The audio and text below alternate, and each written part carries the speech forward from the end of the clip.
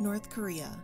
Just those two words conjure images of a walled-off, secretive, and ever-cruel kingdom. No one ever knows what truly goes on within the locked doors of the Communist Party organizations.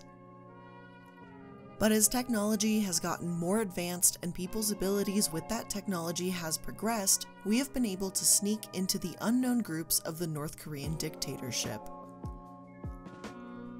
Here, we're going to talk about the fabled and not really well-known Room 39. Hello everybody, and welcome back to the channel. I'm Blair, or the Illuminati, and today we are going to pull back the curtain just ever so slightly on one of the most secretive regimes on the planet. North Korea, otherwise known as the Democratic People's Republic of Korea. And yes, that is how the country likes to be officially recognized. Now, some of you may know, while others are unaware, but I love watching historical documentaries. While I may not personally be a wealth of information on the history of everything or anything, I do have an interest in a select few topics.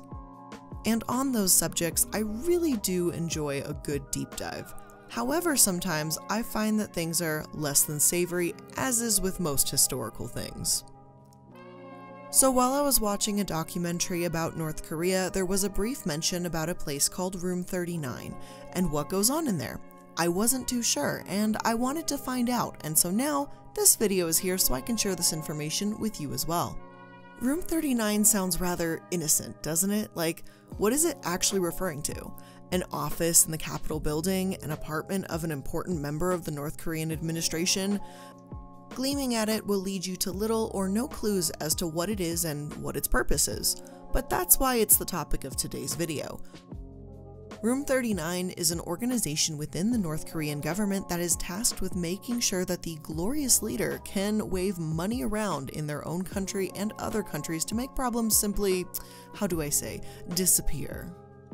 It's easily one of the most versatile of all of North Korea's divisions, with it raking in between $1 to $2 billion per year. And yes, that's that much money, despite the fact that almost everyone there lives in extreme poverty. You might be asking yourself about this time, how can such a large amount of money be brought in without anyone really knowing about it? And the answer is simple, just as any other answer about North Korea can be. The isolationist nation just simply doesn't let anyone know about it. How it makes and uses this money is still really unknown, but many international economists believe that it can be anything from mining ventures, hotels, and agricultural sectors and fisheries. And a vast majority of that money is funneled through Macau, where many global banks reside, and money, even dirty money, can shuffle hands in a matter of moments. Now, it's not to say that North Korea would make money using less than appealing tactics, but when you're one of the most isolated countries in the world and you're kind of known for being the bad guy, I wouldn't say those options are off the table either. So to say that North Korea wouldn't spend that money doing things like counterfeiting and debasing foreign currency, meddling in the insurance industries of other countries, or producing expensive and hardcore drugs like methamphetamine and heroin, then those things are not exactly out of the question. According to South Korean intelligence and North Korean defectors, the office of Room 39 was started under the original dictator of the country, Kim Il-sung, sometime in the late 1970s. And this room is one of the most important of the departments of the North Korean government. Only being overshadowed by the Department of Intelligence, or Room 35, and the Department of Business, or Room 38, it's grown in power, influence, and its pockets have only grown deeper each year since its founding. But despite this, North Korea and the Kim family have done everything in their power to hide the details of its running and even its existence. Using the office of Room 38, the department that handles the funds of the Kim family through their legitimate business ventures around the world, they seem to hide and conceal Room 39 with Room 38, its next door neighbor, I guess. They're just really original with naming rooms. The government and the Kims have done all they can to mask what the office does, merging the legitimate and illegal offices under the administration of Room 39 and scorching the earth of the original use of Room 39 in 2009 under the rule of Kim Jong-il. This was very obviously unsuccessful since we're talking about it today. so they did a slight fucky-wucky. According to Chosun Ilbo, a major newspaper in South Korea, it was separated again into two departments again after it saw a difficulty in debasing American and European currencies. The North Korean source remains anonymous for very obvious safety reasons, so take the validity of this fact with a grain of salt, but it does make things easier to talk about going forward.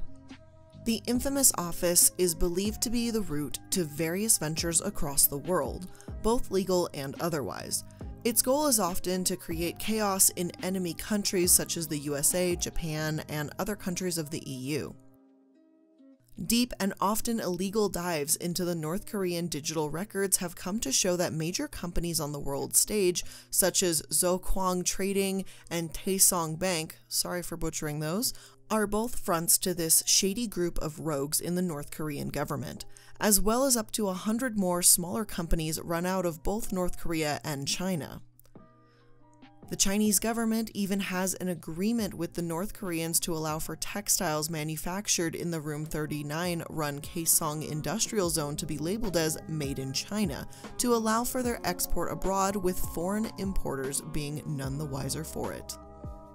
Room 39 also runs much of the North Korean Foreign Labor Force, which is a government program that leases the use of North Korean workers mostly to China. The department will get a cut of the wages for up to 50,000 workers outside of North Korea. The cash being raked in by this program itself makes up about 50% of Room 39's income, with that number being somewhere between $500 million and $2 billion in 2018 alone. As a horrific side note to this leasing, with lots of air quotes around leasing, but the leasing of human workers, it also goes on in an agreement with Russia for logging camps, and it has been stated by defectors that the campsites are surrounded by guards authorized to shoot on sight. So in the event that a defector is using this overseas opportunity to escape, the only escape they are inclined to receive is freedom from this earth. The United Nations published a report in 2007 about the investigation into the dark underside of Room 39.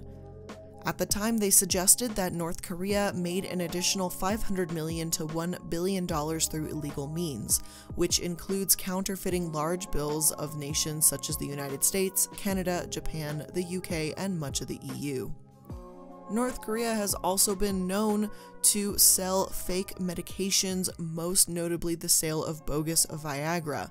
This means that the ads you see on the internet about cheap Viagra, which take a prescription in the United States to get, are probably fake and are being used to fund some insane East Asian dictatorship. They are also believed to be behind an industrial-scale manufacture to export meth, heroin, fentanyl, and other very dangerous recreational drugs. So Room 39 is likely and possibly only partly behind the opioid crisis that many developed nations are seeing over the last few years. That's not to discredit the pharma industry by any means, just so we're clear on that, but a fair amount of it also happens to be coming out of North Korea. More dark business practices of Room 39 came to light only a few years later as the Washington Post published an article about the department being behind millions of dollars in insurance fraud and document forgery when it comes to the insurance of commercial and industrial buildings and equipment. For example, this would include things like cargo transport ships, trains, and construction vehicles. They did this by buying the contracts off of other insurance companies through their insurance puppet, otherwise simply known as the North Korean Insurance Corporation, which would push through fraudulent claims to the original insurers. And in order for the claims to be contested, the original insurer would have to fight a costly and awful fruitless legal battle with them, which is run by the North Korean government through North Korean courts, and that would cause them to have to pay out the multi-million-dollar claims. This behavior went unpublished for almost a decade until the European Union caught up onto their scam and forced sanctions onto them, who held offices in London and Hamburg at the time. The governments of both Germany and the UK have indefinitely frozen the assets collected at and from these offices. But the most damning evidence against North Korea and the actions of Room 39 came from a defector named Ri Jong-ho, a 30-year senior of the Room 39 administration who spilled all the beans about the backroom dealings of the shady organization. He defected to South Korea in 2014 and left to the United States 2 years later. He gave all the information in a telling document on how he was able to bypass international sanctions on North Korea by doing business through fronts that seemed to be Chinese companies. But they were only Chinese in name. He would have the monetary gains physically transported by ship or rail to Pyongyang, and to even bypass international fund transferring sanctions. And do you think you're safe from accidentally funding North Korea by not doing international business or by not doing drugs? Well, think again. Room 39 is also believed to have their hands in the pockets of many Korean and Chinese restaurant chains. Most notably, the very obviously named Pyongyang restaurant chain, which is named after the North Korean capital city.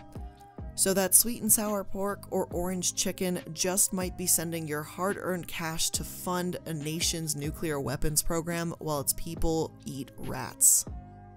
But as far as international investigations go, the money pooled by the Office of Room 39 seems to be mostly funneled into Kim Jong-un's pockets. Interpol has seen a decline in its illegal activities, leading many to believe that most of the funds are being pushed into North Korea's on and off nuclear weapons development. And more importantly, the glorious photo shoot of Kim Jong-un climbing onto the summit of Mount Paektu on a pure white stallion, which is also a video I think I made a couple months ago memeing it because it was so bad.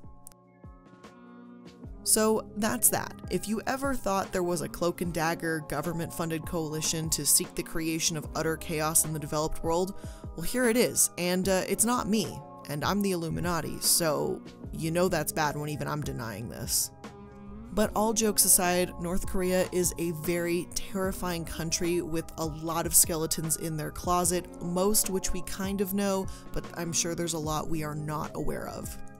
And I'm not looking into their special camps for defectors or those who break the rules or laws. This is just looking specifically at Room 39, but there is a lot to talk about when it comes to North Korea. And this country is everywhere, thanks to this group of backroom cutthroats. And even you might not know it until reading into this like I did. The world can be a scary place if you put a magnifying glass up to it, especially when the clothes you buy or the food you eat could go help a crazy dictator bring nuclear Armageddon to your front door. But now you have, in part, some knowledge, thanks to hopefully what you've learned in this video. And that's where we're actually going to end the video today.